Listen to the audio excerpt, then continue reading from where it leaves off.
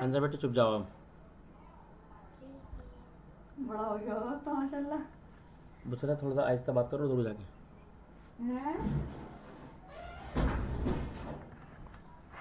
ہاں اچھا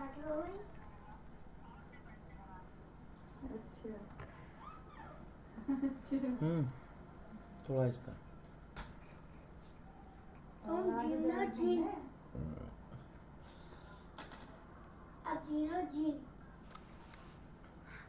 آ جاتی تو مطلب ایسے زیادہ پروگرام نہ ہوا تھا, ایسے ہلکا پھلکا ہوا تھا. آ جاتی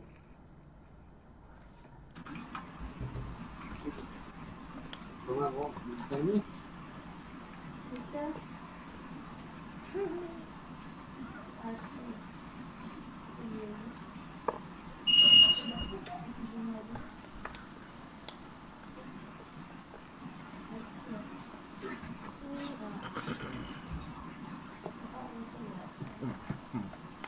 آپ تو کنر ہوتی گرمی ہو رہی ہے ایسے موسم ٹھنڈی تو ہے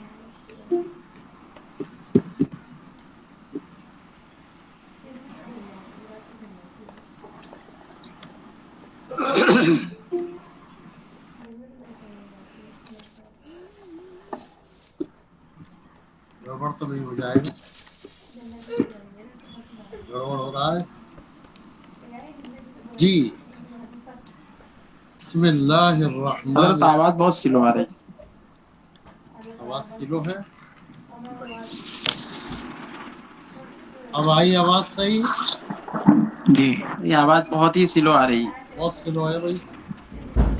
اب آواز صحیح آ صاف رہی ہے. جن کا آواز سلو آ رہی ہے اپنا آواز آ موبائل رہی ہے, چیک اچھی کریں. آ رہی ہے آواز. آواز صاف آ رہی صحیح ہے. آ رہی ہے حضرت, صحیح آ رہی ہے آواز. بسم اللہ الرحمن الرحیم وصلی اللہ علی النبی الکریم وعلی آلہ وصحبہ وسلم تسلیما کثیرا کثیرا اما بعد. سل پہ گھسا جائے گا. ابھی ہم رب ہمارا اشرح کلاس چل لی رہا صدری ہے 10 کے بعد. ویسر لی امری واحلل عقدۃ من لسانی یفقهوا قولی.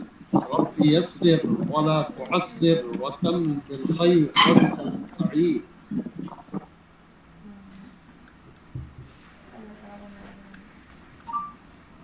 بھائی ابھی تک جو ہم سبق پڑھا رہے تھے تو ہمارے سامنے آف لائن بھی لوگ بیٹھے ہوئے تھے, تو انہیں دیکھ کر مخاطب کر کے ہم سبق پڑھا رہے تھے. لیکن آج صورتحال یہ ہے کہ ہمارے سامنے صرف آپ ہیں اور یہ لوگ پیچھے بیٹھے ہوئے ہیں. تو اس لیے بہتر ہوگا کہ سارے لوگ اپنا کیمرہ کھول دیں تاکہ مجھے آپ کے چہرے کی سلوٹیں دکھائی دیں, تاثرات نظر آئیں, کچھ جو کیفیات ہوتی ہیں سنتے وقت وہ ساری چیزیں نظر آئیں. جی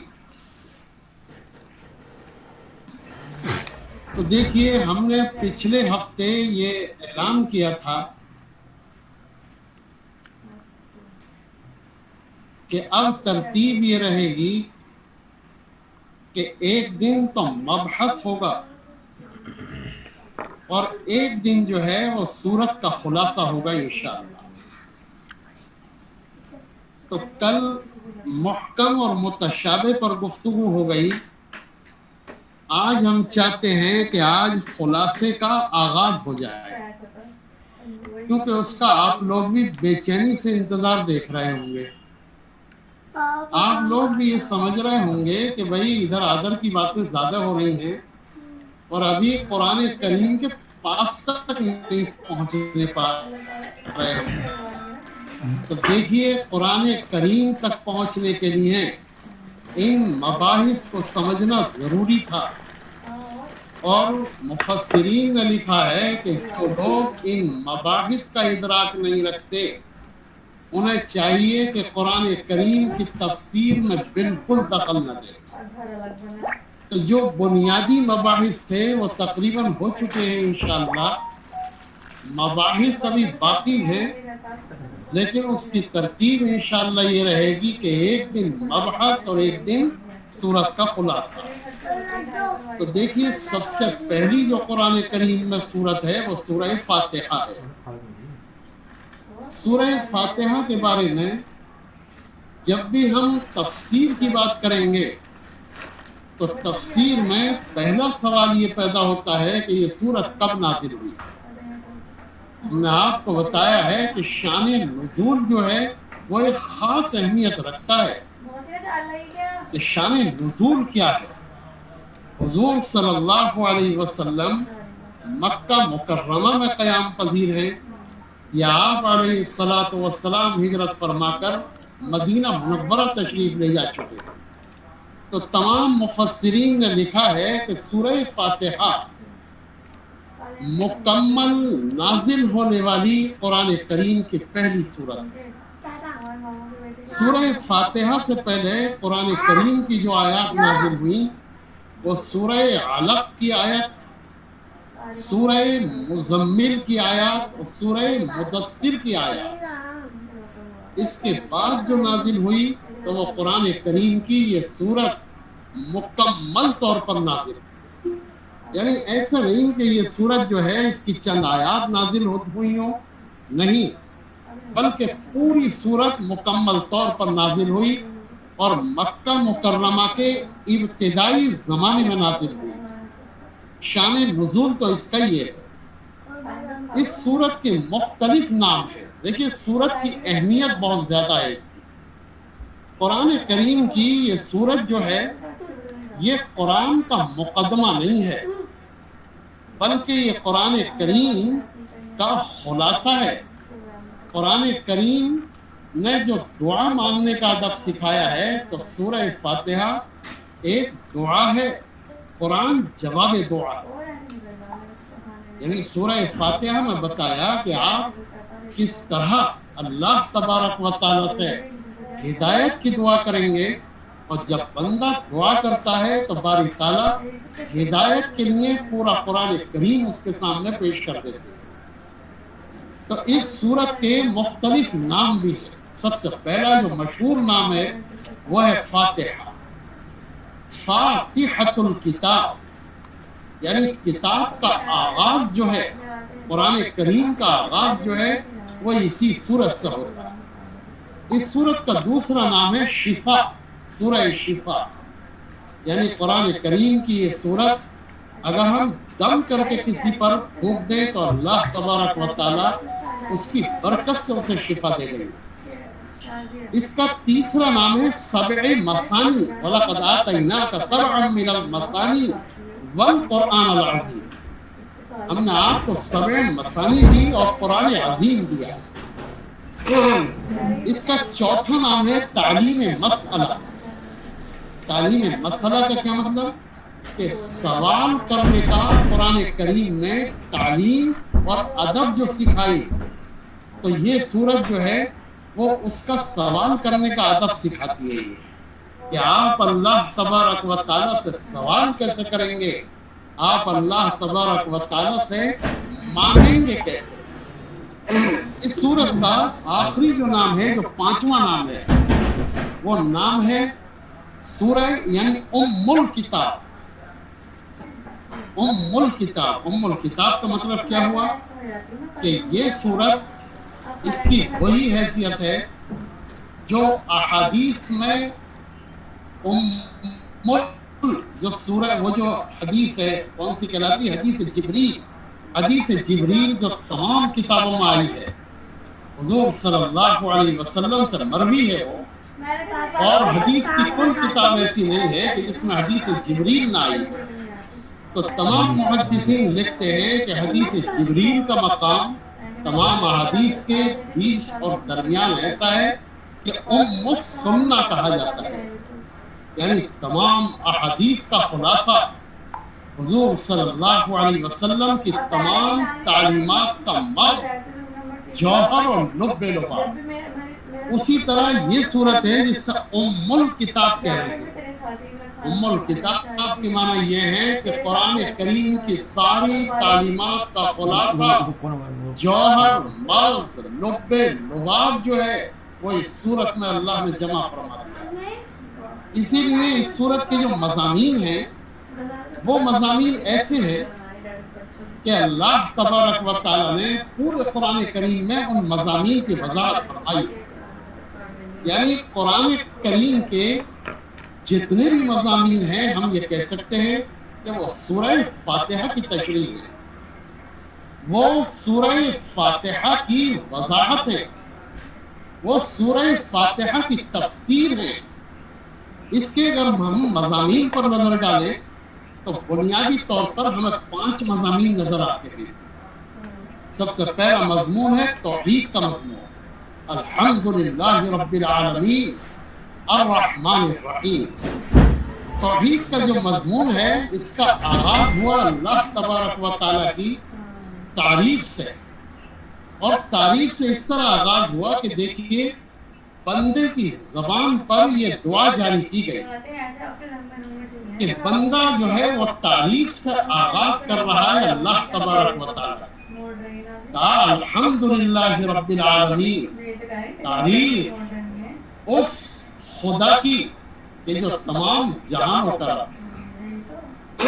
دیکھیے اس میں جب آگے بلاغت کا موضوع آئے گا تو اس وقت ہم آپ کو بتائیں گے کہ یہ بھی کہا جا سکتا تھا احمد اللہ رب العالمین، یہ بھی کہا جا سکتا تھا. نہیں، قرآن کریم جو ہے اس میں ہر جگہ اسلوب عجیب و غریب ہے.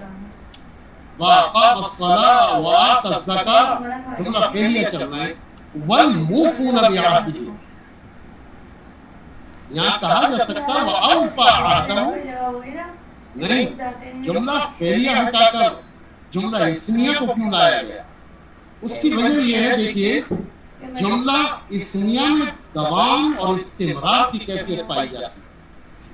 یعنی بندہ جو تعریف کر رہا ہے اللہ تبارک و تعالیٰ کی تو یہ تعریف وقتی نہیں ہے، عارضی نہیں ہے، تھوڑی دیر کے لیے نہیں ہے، بلکہ یہ تعریف جو ہے بندہ کرے گا پیدائش سے لے کر موت تک. اسی لیے کہا کہ لقنوا موتاکم شہادت لا الہ الا اللہ، کہ جب بچہ پیدا ہو تو اس وقت بھی اللہ تبارک و تعالیٰ کا نام اس کے کام میں ڈال دو، اور جب دنیا سے جاتا ہو انسان تو اس وقت بھی اللہ کی تعریف اور اللہ کی گواہی کے ساتھ دنیا سے جاتا. تو اس میں جو استمرار کی کیفیت ہے، جو دوام کی کیفیت ہے جملہ اسمیہ میں، اس لیے الحمدللہ رب العالمین کہا ہے. پھر اللہ تبارک و تعالیٰ نے دیکھیے اسماء حسنہ جو ہیں وہ تو 99 ہیں، تو الحمدللہ رب العالمین کہا جا سکتا تھا الواحد الصمد العزیز الغفار العلیم، اور بھی اسماء لائے جا سکتے تھے، لیکن کہا الرحمن الرحیم. قرآن نے ایک ہی یعنی ایک ہی مادے کے 2 نام لایا ہے قرآن کریم. اس کا مقصد کیا ہے؟ دیکھیے الرحمن جو ہے تو الرحمن میں رحمت کا جوش پیدا ہوتا ہے. الرحمن الرحیم یعنی اس کی رحمت کا دریا جوش مارتا ہے. الرحیم میں استمرار اور دوام کی کیفیت ہے، اس صفت مشبہ کا ہے الرحیم.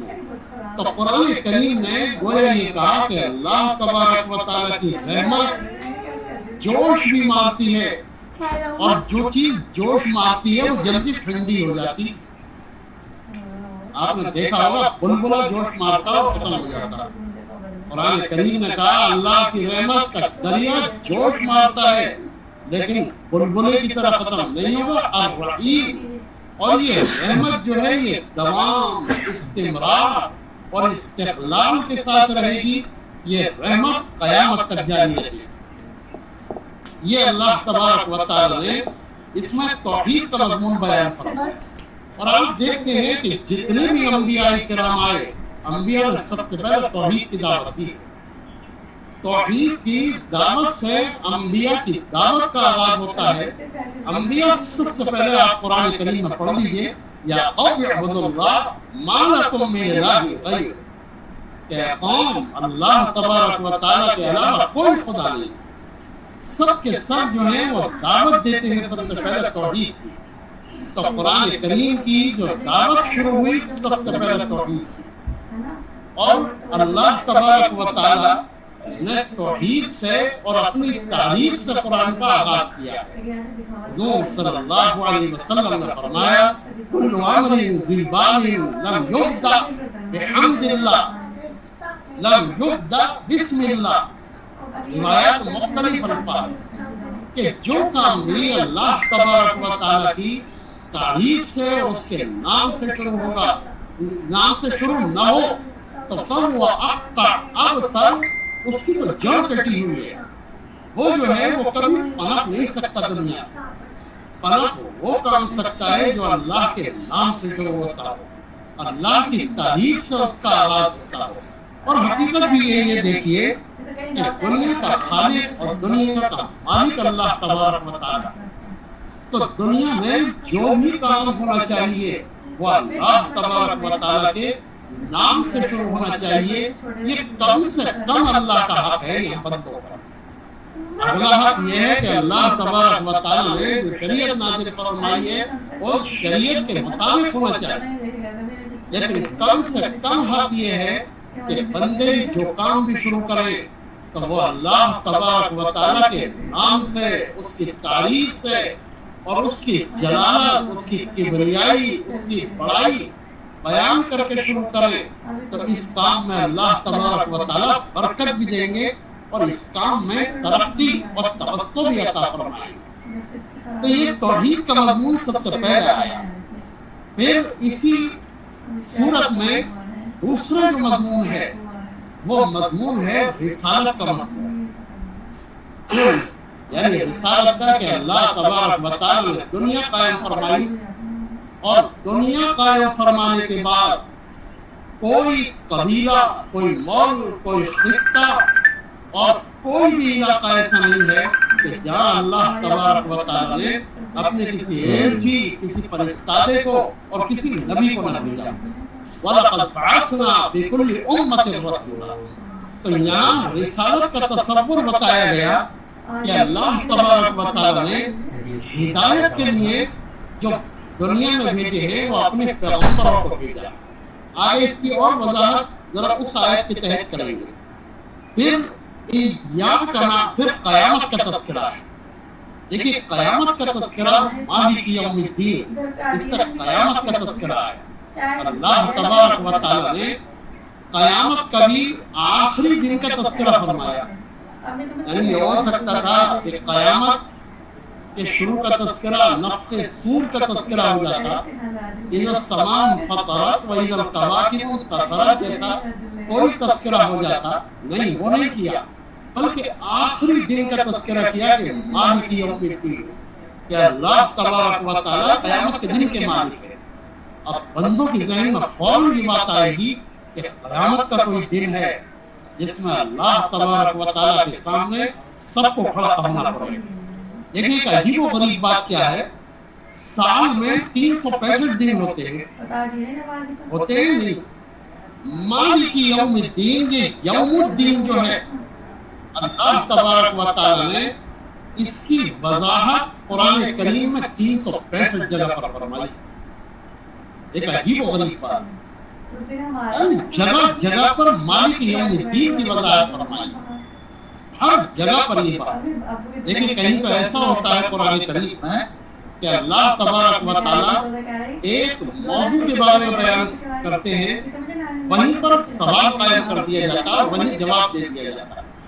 मसलन इन्ना अंज़लनाहु फी लैलतिल क़द्र व मा अदराका मा लैलतुल क़द्र, यानी यहीं पर लैलतुल क़द्र के बारे में सवाल पैदा कर दिया गया कि तुम जानते हो लैलतुल क़द्र क्या है।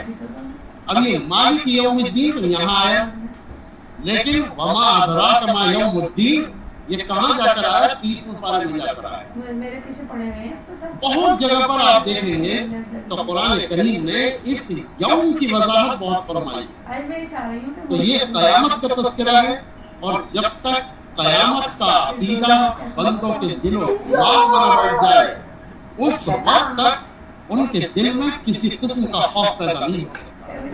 اسی لیے دیکھیے قیامت کے تذکرے کے بعد کہا ایاک نعبد و ایاک نستعین، یعنی پہلے توحید کا تذکرہ تھا اور اب بندے کی زبان پر توحید کا اعتراف اور اقرار ہے۔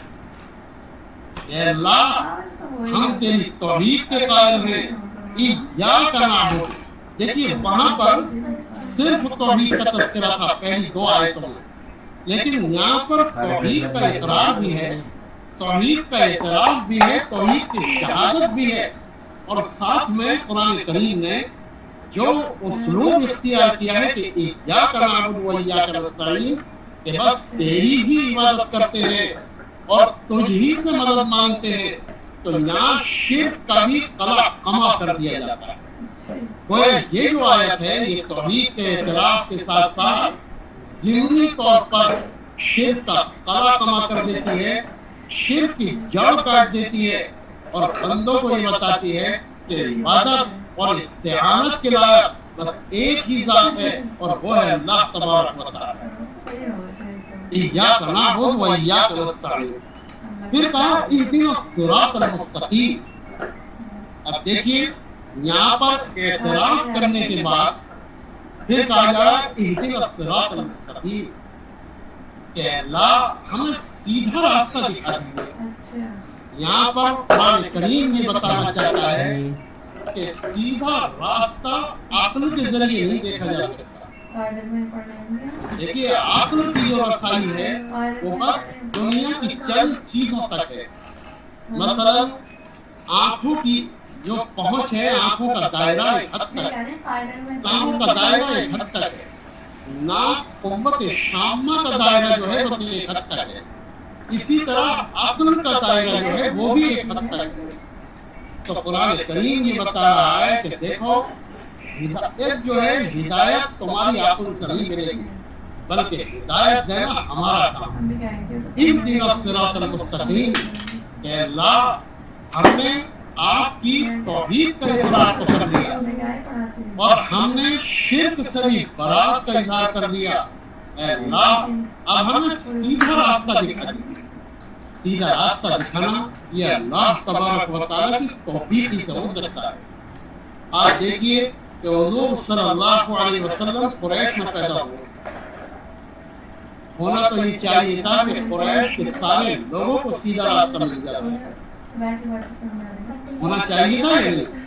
اسباب کی دنیا میں سب کو سیدھا راستہ مل جاتا، ابو لہب بھی مومن ہوتا، ابو جہل بھی مومن ہوتا، امیہ بن خلف بھی مومن ہوتا، عقبہ بن ابی معیط بھی مومن ہوتا، اور یہ سب کے سب مومن ہو جاتے۔ لیکن انک لا تہدی من احببت ولکن اللہ یہدی من یشاء۔ ہدایت جو ہے وہ بندوں کے ہاتھ میں نہیں ہے، بلکہ ہدایت کا تعلق اللہ تبارک و تعالیٰ کی توفیق سے ہے۔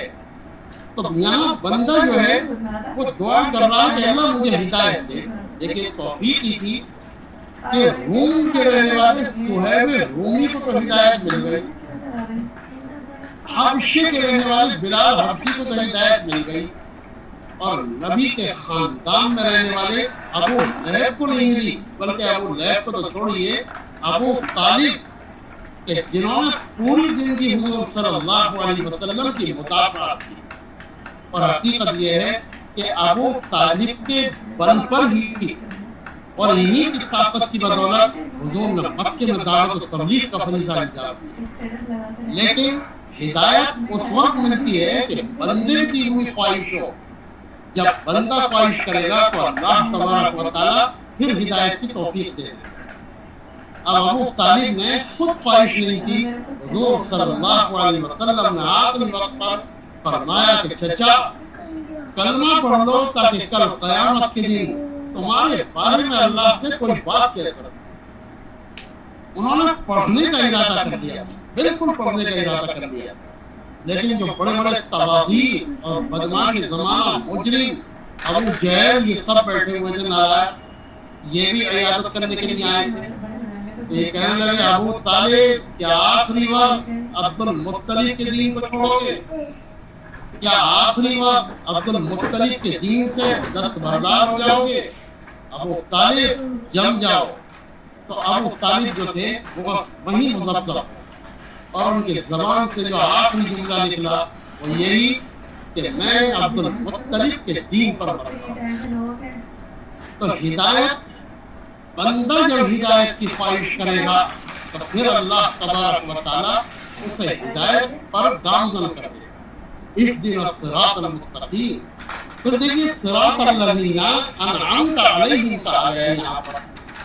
یہاں یہ ممکن تھا کہ یہ بات کہہ دی جاتی کہ صراط الکتابی والسنہ، کہ قرآن اور حدیث کا راستہ، یہی تو بات کہی جاتی، لیکن قرآن کریم نے یہاں پر پوری نسل انسانیت کو ملحوظ رکھ کر جواب دیا کہ نسل انسانیت میں اکثر لوگ وہ ہوں گے جو قرآن کو نہیں سمجھ سکتے، حدیث کو نہیں سمجھ سکتے، اور وہ صرف افراد کو، انبیاء کو اور انبیاء کے بعد ان کے خلفاء کو دیکھ کر وہ ہدایت پر گامزن ہو سکتے ہیں۔ تو قرآن نے یہ نہیں کہا کہ صراط الکتاب والسنہ، بلکہ کہا صراط الذین انعمت علیہم، کہ ان لوگوں کا راستہ کہ جن لوگوں پر آپ نے فضل فرمایا، آپ نے اپنا کرم فرمایا۔ اور دیکھیے فضل اور انعام اور کرم جو ہے وہ دنیاوی کرم اور فضل کی کوئی حیثیت نہیں ہوا کرتی۔ اصل جو فضل و کرم ہے وہ تو اخروی فضل و کرم، یعنی آخرت کا فضل و کرم، اور آخرت کا فضل و کرم موقوف ہدایت پر، موقوف ایمان پر۔ تو اللہ تبارک و تعالی نے جب ان پر فضل و کرم فرمایا تو یہ سب سے بڑا فضل و کرم ہے کہ اللہ نے آخرت کی سب سے بڑی نعمت عطا فرمائی اور کہا صراط الذین انعمت علیہم۔ قرآن کریم نے جو انعمت علیہم کی وضاحت کی ہے، اور آپ میں سے بھی اکثر نے بس اسی آیت کو تفسیر القرآن بالقرآن کے تحت پڑھا ہوگا، اس کے علاوہ تفسیر القرآن بالقرآن کے تحت کسی آیت کو پڑھانا ہوگا آپ نے کہ اولئک الذین انعم اللہ علیہم من النبیین والصدیقین والشہداء والصالحین۔ یعنی قرآن کریم نے یہ بتایا کہ انعام جو ہے وہ کس پر ہوا ہے۔ سب سے زیادہ جو انعام ہوا وہ نبیوں پر، نبوت سے اونچا کوئی مقام۔ تو اللہ تبارک و تعالی نے بتایا کہ سب سے بڑا انعام نبوت، اور پھر فرمایا صدیقین۔ دوسرا جو انعام کا نمبر ہے وہ ہے صدیق، یعنی صداقت اس کی طبیعت بن جائے۔ دیکھیے نبی کے بعد جو مقام ہوتا ہے وہ صدیق کا ہوتا ہے۔ حضرت ابو بکر کا جو لقب صدیق ہے وہ آپ نے سمجھے کہ ویسے ہی پڑ گیا ہے۔ حضرت ابو بکر کا مقام جو تھا وہ حضور صلی اللہ علیہ وسلم کے بعد صحابہ میں سب سے بلند تھا۔ کیوں؟ کیونکہ نبوت کے وہ سب سے زیادہ قریب تھے۔ آپ دیکھیے نبوت کے اتنے قریب تھے کہ جس وقت ارتداد کا فتنہ اٹھا یا مانعین زکوٰۃ کا فتنہ اٹھا، بعض صحابہ کرام کی رائے بھی یہ تھی کہ ان سے جہاد نہ کیا جائے، کیونکہ یہ لوگ جو ہیں یہ زکوٰۃ ہی تو نہیں دے رہے، باقی سارے کام تو کر رہے ہیں۔ تو اس وقت صدیق اکبر نے کیا کہا؟ واللہ لو جاہدن من فرق بین الصلاۃ والزکوٰۃ، خدا کی قسم میں ان لوگوں کے خلاف ضرور جہاد کروں گا کہ جنہوں نے نماز کے اور زکوٰۃ کے درمیان فرق کر دیا، حالانکہ اللہ تبارک و تعالی نے دونوں کو ایک ساتھ بیان فرمایا۔ حضرات علماء کرام نے عجیب بات لکھی ہے اس موضوع پر۔ لکھا ہے کہ صدیق اکبر جس وقت مانعین زکوٰۃ کے خلاف جہاد کا فیصلہ کر رہے تھے، تو لکھا ہے کہ اس وقت وہ مقام نبوت پر کھڑے ہو کر فیصلہ کر رہے تھے۔ نبی تو نہیں تھے لیکن مقام نبوت پر کھڑے ہوئے تھے۔ دیکھیے صدیق میں اور نبی میں کوئی فصل یا بعد نہیں ہوا کرتا، اسی لیے یہیں سے وہ حدیث آپ کی سمجھ میں آ جائے گی کہ حضور صلی اللہ علیہ وسلم نے فرمایا लौकाना बादी नबीयुन लकाना उमर, लकाना अबू बकर क्यों नहीं फरमाया? क्यों? उसकी वजह ये है बादी जो है वो हजरत उमर से शुरू होता है, हुजूर सल्लल्लाहु अलैहि वसल्लम के इतने करीब है कि ये बादी में दाखिल नहीं होते, ये सिद्दीक है। और सिद्दीक का मतलब क्या होता है कि सिद्दीक नबी की मंशा के मुताबिक काम करता है, और सिद्दीक का जो ज़माने खिलाफत होता है वो नबी की नबूवत का ज़मीमा या नबूवत का क्या कहना चाहिए, ज़मीमा तकमीला तो नहीं कह सकते हम, नबूवत का ज़मीमा और एक्सटेंशन होता है, जिसे ज़मीमा कहते हैं। तो सिद्दीक वो काम करता है। और फरमाया कि अल्लाह तबारक व तआला ने कि इनाम किस पर किया? नबियों पर, सिद्दीकों पर, शुहदा पर। ये शुहदा कौन है? देखिए, शुहदा अलल अर्द, जो दूसरों के बारे में कल क़यामत के दिन गवाही देंगे, इनका मकाम भी बहुत बड़ा। फिर फरमाया वस्सालिहीन, और आगे नेकों। कोई कुरान करीम ने ये बताया कि देखो हिदायत जो है वो इन 4 तबकों में मुनहसिर रहेगी। कुरान ने ये नहीं कहा कि ज़हीन लोग, बड़े काबिल, बड़े तल्ला, बहुत बड़े मुकर्रिर, बहुत शानदार लिखने वाले, मुंह और मुंह बंद कर देने वाले, जवाब ऐसा दे कि ताला डाल दे। कुरान ने ये कुछ नहीं कहा। क्यों? ऐसे सारे लोग जो होते हैं गुमराह हो जाते हैं, लेकिन सालिहीन कभी गुमराह नहीं, जिनकी तबीयत में सलाह होती है वो कभी गुमराह नहीं। तो कहा कि देखो सिरातल लज़ीना अनअमत अलैहिम, रास्ता किन लोगों का कि जब नबुव्वत का ज़माना है तो नबी की पैरवी होगी, और जब नबुव्वत का ज़माना ख़त्म हो जाएगा तो सिद्दीक की पैरवी होगी नबी के फौरन बाद, और जब सिद्दीक का ज़माना ख़त्म हो जाएगा तो शुहदा की पैरवी होगी, और शुहदा के बाद फिर सालिहीन की पैरवी होगी। अब देखिए, इसमें इशारा है इस तरफ भी कि हुजूर सल्लल्लाहु अलैहि वसल्लम की जब नबुव्वत का ज़माना मुकम्मल हो गया तो हज़रत अबू बकर सिद्दीक की पैरवी, फिर जब इनका ज़माना मुकम्मल हो गया तो शुहदा, कौन से शुहदा? हज़रत उमर भी शहीद हुए, हज़रत उस्मान भी शहीद हुए, हज़रत अली भी शहीद हुए। इन शुहदा की पैरवी। फिर सालिहीन, ये सालिहीन कौन है? या अय्युहल्लज़ीना आमनू अतीउल्लाह व अतीउर रसूल व उलिल अम्रि मिनकुम, ये वो लोग हैं उलिल अम्र। ये कौन सालिहीन है? वो सालिहीन जो नबुव्वत के मिजाज को समझते हैं, वो सालिहीन जो किताब और सुन्नत की मार्फत रखते हैं। यानी कैसे समझते हो किताब और सुन्नत को? देखिए, एक मरतबा मौलाना वहीदुज़्ज़मा साहब करंदी ने अहले सुन्नत वल जमात की तारीफ फरमाई, बड़ी शानदार तारीफ। कहा अहले सुन्नत वल जमात कहते हैं कुरान और हदीस को समझना सहाबा, ताबीईन और उलमाए उम्मत के वास्ते से। कुरान और हदीस को समझना सहाबा, ताबीईन और उलमाए उम्मत के वास्ते से। फिर कहा, अब इसे दूसरी तारीफ करते हैं हम पैरवी करेंगे सहाबा की, ताबीईन की और उलमाए उम्मत की कुरान और हदीस की रोशनी। यानी ऐसे नहीं कि उनकी अंधी पैरवी हम करें, नहीं, कुरान और हदीस की रोशनी। तो देखिए, हम समझेंगे सहाबा व ताबीईन और उलमाए उम्मत के वास्ते से कुरान और हदीस को, और हम पैरवी करेंगे इन हज़रात की जिनको कुरान ने कहा सिरातल लज़ीना अनअमत अलैहिम, जिन्हें कुरान ने कहा इनकी हम पैरवी करेंगे। कैसे? कुरान और हदीस की रोशनी में।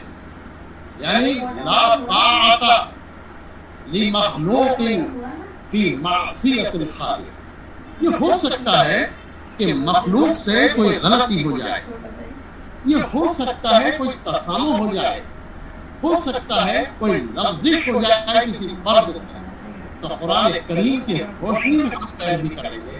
ये बताया गया कि हम पैरवी इस तरह नहीं करेंगे। अब देखिए, 100% جو عقیدت ہو سکتی ہے وہ صرف نبی سے ہو سکتی ہے. ایک ہی دن ہوتا ہے پھر بعد وما ينطق عن الهوى ان هو الا وحی یوحی. اور 100% جو پیروی ہو سکتی ہے وہ صحابہ کی پوری جماعت کی ہو سکتی ہے. کیوں؟ صحابہ کرام گرچہ فردن معصوم نہیں لیکن صحابہ کی جماعت جو ہے یہ محفوظ ہے. اس سے لغزش سے، خطا سے اور اس طرح کی ذرائع سے جو امت میں بعد میں پیدا ہوئی. صحابہ کی جماعت بالکل محفوظ ہے. تو اگر 100% پیروی کسی کی ہوگی تو صحابہ کی، اور 100% عقیدت ہوگی تو پھر کس کی ہوگی؟ نبی کی. وما ينطق عن الهوى ان هو الا وحی یوحی. اب دیکھیے، آپ دیکھیے تاریخ میں جتنے بھی گمراہ فرقوں کو آپ دیکھیں گے ان دو چیزوں میں توازن بگڑ گیا ہے. حضرت شیعوں کو دیکھ لیجئے کہ حضرت علی اور اہل بیت ہی کو سب کچھ مان کر قرآن حدیث کو چھوڑ دیا. اب یہ موجودہ فرقوں میں دیکھ لیجئے بریلوی ہے. بریلوی احمد رضا کے اتنے مقلد ہو گئے کہ ان کے یعنی اصول میں یہ بات لکھی ہوئی ہے کہ اعلیٰ حضرت کے زبان اور قلم پر اللہ تبارک و تعالی نے ثواب کو جاری کر دیا ہے. ثواب صواب سے ہے، ساتھ ثواب ہے. یعنی اعلیٰ حضرت کی زبان و قلم پر غلطی آ ہی نہیں سکتی. یہ انہوں نے ذہن میں بٹھا لیا. یہ درجہ نبی کا تھا جو انہوں نے اعلیٰ حضرت کو دے دیا. جہاں بھی آپ جائیں گے ان دو ہی اصولوں میں کچھ نہ کچھ ہوگا. اسی لیے آپ دیکھیے علماء اہل سنت والجماعت جو ہیں وہ اپنے متقدمین کی غلطیوں کو بھی بتاتے رہتے ہیں. ہمارے یہاں حضرت گنگوہی رحمۃ اللہ علیہ جو ہیں وہ احناف کے 20 مسائل میں کہتے ہیں کہ احناف کے دلائل ہماری سمجھ میں نہیں آئے، احناف کی دلیل ہماری سمجھ میں نہیں آئی. صاف کہہ دیتے ہیں حضرت یعنی دیوبند والوں کا جو فقہی ذوق ہے تو وہ حضرت گنگوہی والا ہے، اور حضرت نانوتوی جو ہے یہ باہر کی سرحدوں کی حفاظت کرتے ہیں. تو بہرحال کہا گیا کہ اس میں ذرا اشارہ ہے اس طرف بھی کہ دیکھو ہمارے جو خلافہ تھے، پہلے صدیق تھے، دوسرے 3 شہداء تھے، اور بعد میں جو خلافہ ہوں گے جن کو حضور نے فرمایا علیکم بسنتی و سنت خلفاء الراشدین المہدیین، یہ مہدیین جو ہوں گے یہ سب کے سب صالحین ہوں گے. یہ اولی الامر جو ہوں گے یہ سب کے سب صالحین ہوں گے. یہ ائمہ 4 جو ہوں گے یہ سب کے سب صالحین، صلاح اور تقوی کے اعلیٰ مقام پر ہوں گے. اب کہا گیا غیر المغضوب علیہم ولا الضالین. دیکھیے یہاں پر قرآن نے پہلے توحید کا مفہوم بیان کیا، پھر قیامت کا، پھر رسالت کا، پھر توحید کا اقرار اور شرک کا قلقمہ، پھر ہدایت کی دعا. اور ہدایت کی دعا جو ہے وہ کس طرح منگوائی کہ ان لوگوں کی پیروی جو مجسم ہدایت ہے. ایک عام آدمی کہاں ہدایت مانگتا پھرے گا؟ حضرت علی رضی اللہ عنہ کے زمانے میں جب یہ خوارج کا فتنہ اٹھا تو خوارج نے ایک موقع پر آواز لگائی ان الحکم الا للہ، کہ بس حکم تو اللہ کا چلے گا. بیننا و بینکم کتاب اللہ، ہمارے اور تمہارے درمیان فیصلہ جو ہوگا وہ کتاب اللہ کرے گی بس. حضرت علی نے کہا ٹھیک ہے آ جاؤ. اب حضرت علی نے انہیں بلا لیا، قرآن کریم ہاتھ میں لیا. حضرت علی نے کہا ایھا المصحف حدث، اے قرآن بول. ایھا المصحف احکم بیننا، اے قرآن فیصلہ کر دے ہمارے درمیان. حضرت علی نے اس طرح کہا. اب قرآن کریم تو بولتا نہیں. حضرت علی نے کہا نالائقو، جو یہ تم بکواس کر رہے ہو کہ قرآن کا فیصلہ ہوگا قرآن کا. اب قرآن کو ہم بتائیں گے قرآن کا فیصلہ کیا ہے کہ جن کے سامنے قرآن نازل ہوا، جن کے آنکھوں کے سامنے قرآن نازل ہوا، جنہوں نے وحی اترتی ہوئی دیکھی، وہ بتائیں گے یا تم بتاؤ گے؟ کون بتائے گا اس کے بارے میں؟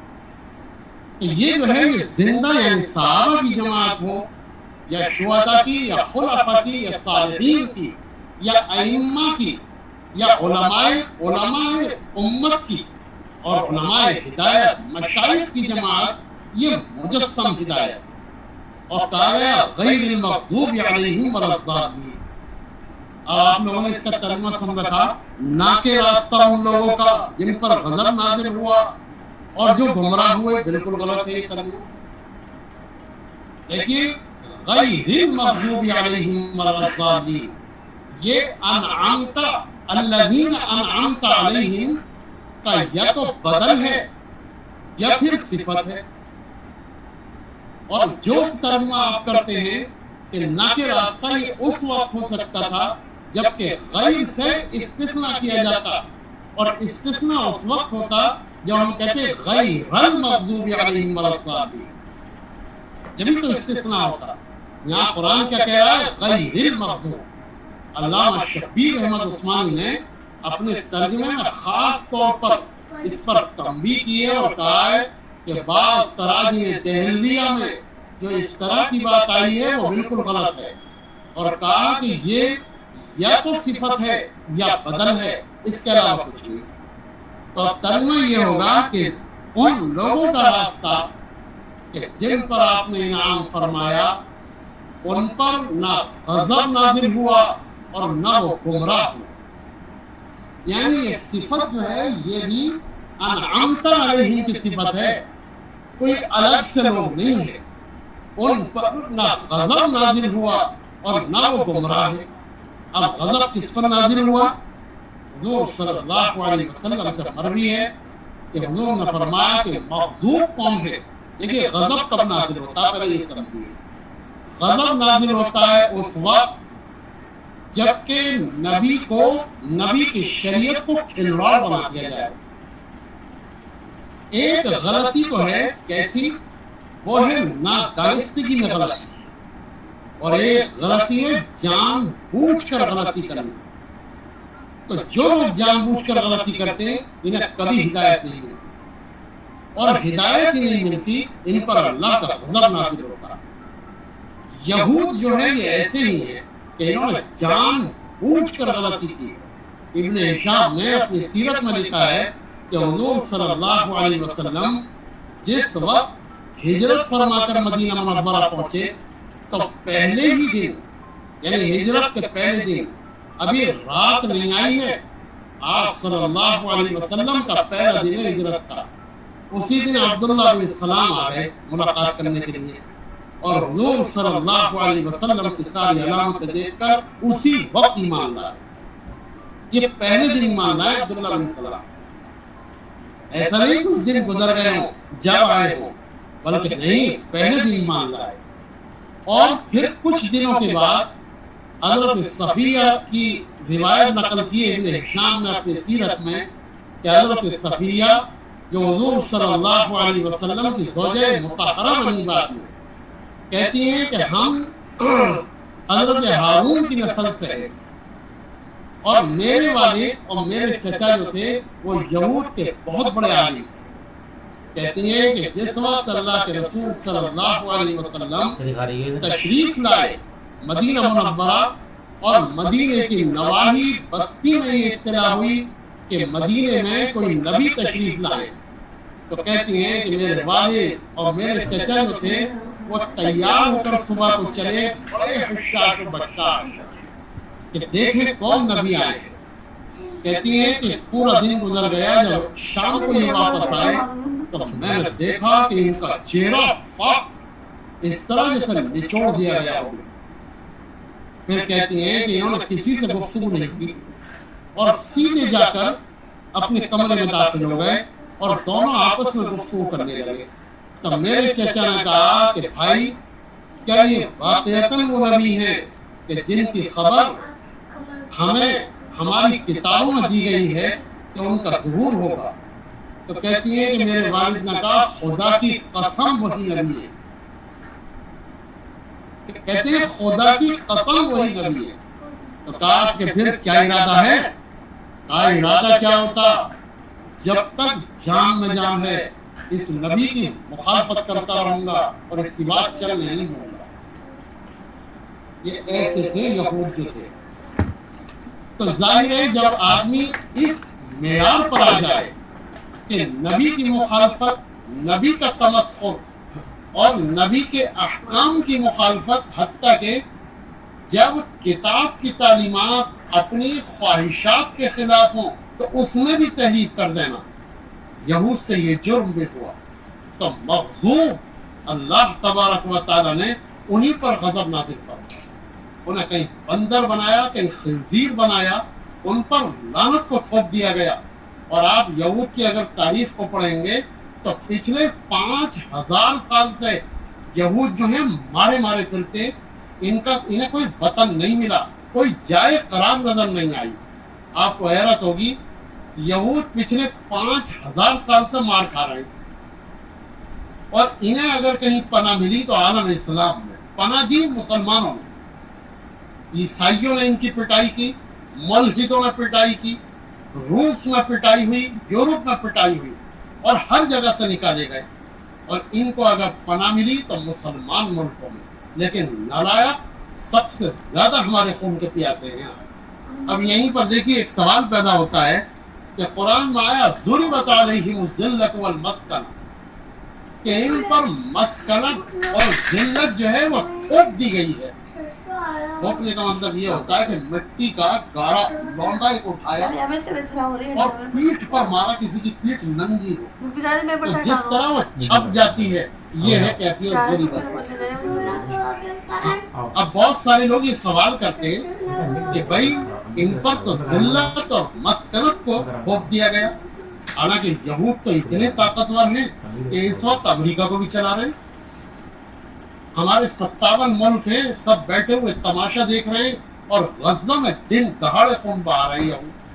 وہ تو اتنے طاقتور ہیں، اس کا کرتے نہیں سوال لوگ۔ دیکھیے تو ایک بات سن لیجیے، قوموں کی زندگی میں 50-60 سال کی کوئی اہمیت نہیں ہوا کرتی۔ قوموں کی زندگی میں 50 یا 60 سال کی کوئی اہمیت نہیں ہوا کرتی۔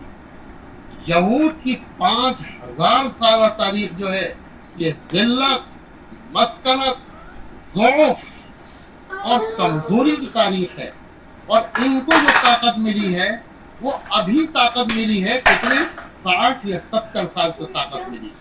60-70 سال کا شمار فرد کی زندگی میں تو اہم ہو سکتا ہے، لیکن قوموں کی زندگی میں 60-70 سال کی کوئی اہمیت نہیں۔ اس لیے یہ معدوم کے درجے میں ہے۔ ایک جواب تو یہ ہے، اور دوسرا جواب بتاؤں، وہ بڑے مزے کا جواب ہے۔ آپ نے دیکھا ہوگا کہ جب پہلے کھٹمل زیادہ ہو جاتے تھے چرپائیوں